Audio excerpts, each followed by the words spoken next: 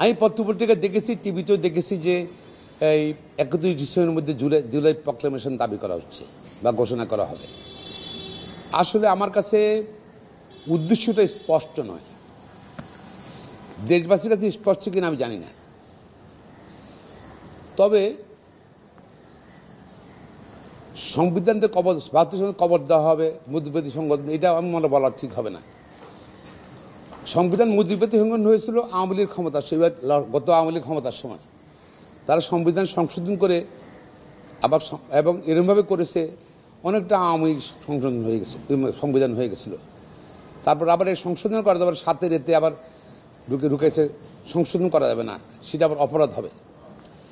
এগুলো সব তো বাতিল হয়ে গেছে। এখন সুপ্রিম কোর্টের হাইকোর্ট ডিভিশন মাননীয় ম্যাডাম ফায়লা মাহবুব, মাননীয় বিচার ফায়লা মাহবুবের বেঞ্চ সেটাকে বাতিল করে দিয়েছে। আর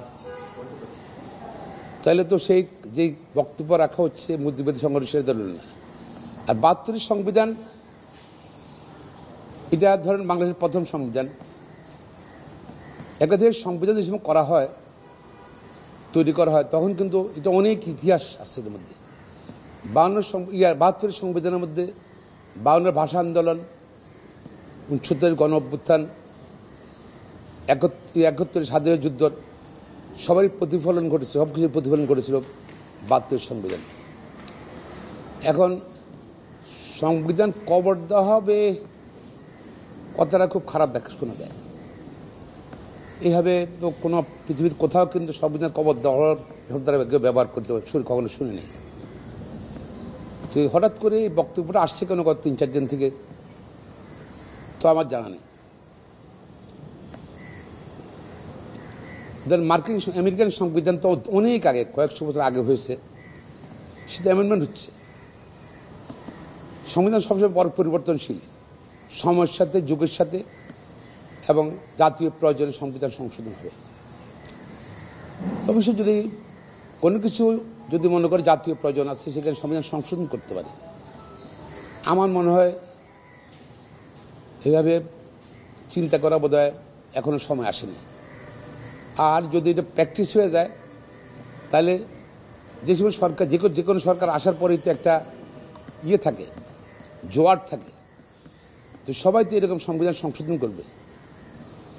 এই সংবিধান তো দেখা যাবে যে, বা সংবিধান বাতিল করবে, নতুন সংবিধান দেবে তার অনুযায়ী। এটা হলে জিনিসটা ব্যাড প্রেসিডেন্স হয়ে যাবে বাংলাদেশের, আমি মনে করি খারাপ প্রেসিডেন্স হয়ে যাবে। হঠাৎ করে বক্তব্যগুলো আসছে কেন, সেটাও একটা কোশ্চেন। আমরা তো জুলাই আগস্ট আন্দোলন তো আমরা সবাই মিলে করেছিলাম, ছাত্র জনগণ আন্দোলন ছিল। এবং এই ছাত্ররা কিন্তু শুধু এই নিরপেক্ষ ছাত্র ছিল তা না, এই ছাত্ররা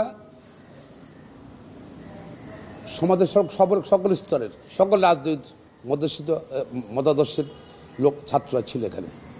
পিছনে ছিল 18 কোটি মানুষ, এবং এমনকি আওয়ামী লীগ পরিবার ছাত্র ছেলেমেয়েরাও কিন্তু এই আন্দোলনে শরিক হয়েছিল। সেটা ছিল চাকরির ক্ষেত্রে বৈষম্য বিরোধী আন্দোলন।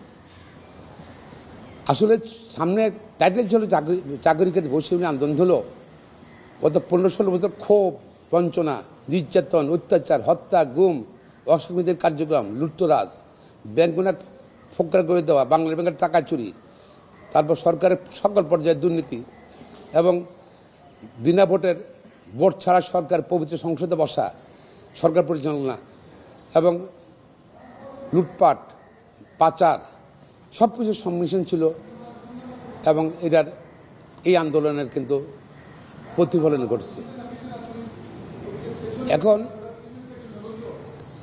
আমার মনে হয় এরকম কোনো ইউনিটারি ছাত্ররা যদি এরকম কোনো বক্তব্য দেয় বা এরকম কোনো সিদ্ধান্ত নেয়, এতে কি আমার মনে হয় আমাদের যে জুলাই আগস্টকে কেন্দ্র করে সমগ্র জাতি ঐক্যবদ্ধ হয়েছিল, সে ঐক্যে ফাটল ধরবে।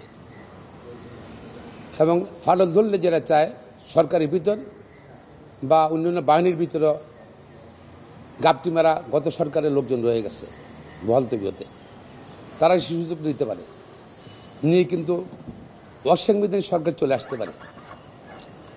আবার এর মধ্যে আওয়ামী লীগ সুসংগঠিত হতে পারে। সময় বেশি কালক্ষেপণ করলে সাংবিধানিক সংকট সৃষ্টি হতে পারে। আর সবচেয়ে বড় কথা হলো সংবিধান বাতিল করবে কে? এটা তো অন্তর্বর্তীকালীন সরকার। বাতিল করতে হলে পার্লামেন্টে অ্যাপ্রুভাল লাগবে, আবার নতুন সংবিধান প্রণয়ন করতে হলে অ্যাপ্রুভাল লাগবে। এইসব প্রশ্নগুলো চলে আসবে। আলটিমেটলি ক্ষমতাটা অন্য জায়গায় চলে যেতে পারে যদি সমগ্র শক্তি চলে আসে, আন্দোলন শক্তি একত্র না থাকে। এবং এর মধ্যে দেখেন আপনারা, এবং এটা হয়তো অন্য কারো মহাপরিবার অংশ হিসাবেও এক দল আরেক দলের বিরুদ্ধে কথা বলছে।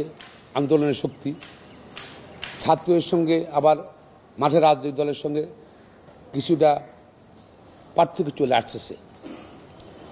এতেই কিন্তু আমি মনে করি আমরা ঐক্যবদ্ধ না হলে ষড়যন্ত্রকারীরা তাদের ষড়যন্ত্র বাস্তবায়ন করতে পারবে এবং বাংলাদেশের মানুষ ভোটাধিকার থেকে দীর্ঘদিন বঞ্চিত হওয়ার সম্ভাবনা আছে। এবং নতুন সংবিধান কখন হবে, কারা করবে, কীভাবে করবে, সেটাও প্রশ্ন আসতে পারে। অনুমোদন দেবে কারা? আমি মনে করি সবার সঙ্গে আলোচনা করি সাংবিধানিকভাবে গ্রহণযোগ্য এর মানে সিদ্ধান্ত নেওয়া উচিত আমি মনে করি।